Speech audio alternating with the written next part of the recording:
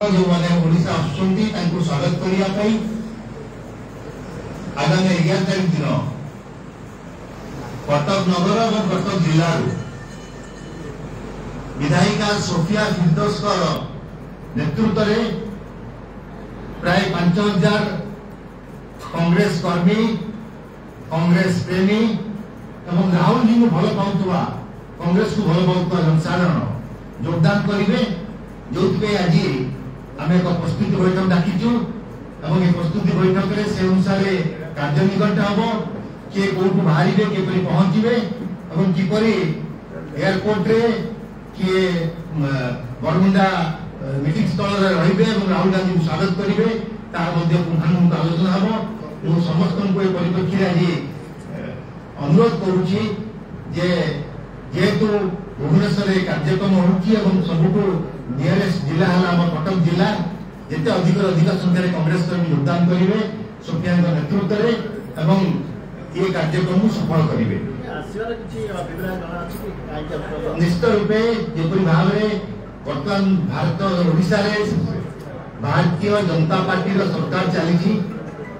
आप अनुभव करेंगे जे नारी निर्यातना दलित प्रति आक्रमण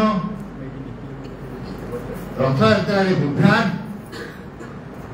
ऑफिसर मान पक्षरे जो भाव में भारतीय जनता पार्टी कर्मकर्ता खुलेआम आक्रमण ये ओडिशा रे अराजकता व्यापी जाइए ओडिशा रे शासन बोली किसी ना तेणु विरोधी दल लोकसभा नेता अनुभव करछंती जे गणतंत्र मुहूर्त में ओडिशावासी सहित ठिया हबार समय आसी कांग्रेस कांग्रेस को उत्साहित करने ओडिशा को ठीक बाट में परिचालन करने विरोधी दल हिसाब से आम जो कर्तव्य अच्छी से एआईसीसी सभापति आसुचा ये एक बूस्टर हम कांग्रेस कर्मी आगामी दिन में यही जो सरकार पतन आरंभ हम भारतीय जनता पार्टी सरकार जे अकस्मात सरकार को आस कार्यक्रम गोटे दिन कार्यक्रम बरमुंडा से पब्लिक मीटिंग को एड्रेस करेंगे कांग्रेस कर्मी को एड्रेस करेंगे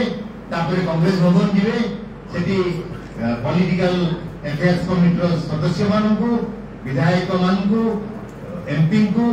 साक्षात करी ओडिशा परिस्थिति कौन अच्छी किपरि भाव में कांग्रेस संगठन मजबूत कर निर्देशन देवे तो आम खोला उदय स्वागत करुचु निर्वाचन पर प्रथम गस्त हूँ राहुल गांधी ओडिशा को निश्चित रूपे संजीवनी एवं कांग्रेस थैंक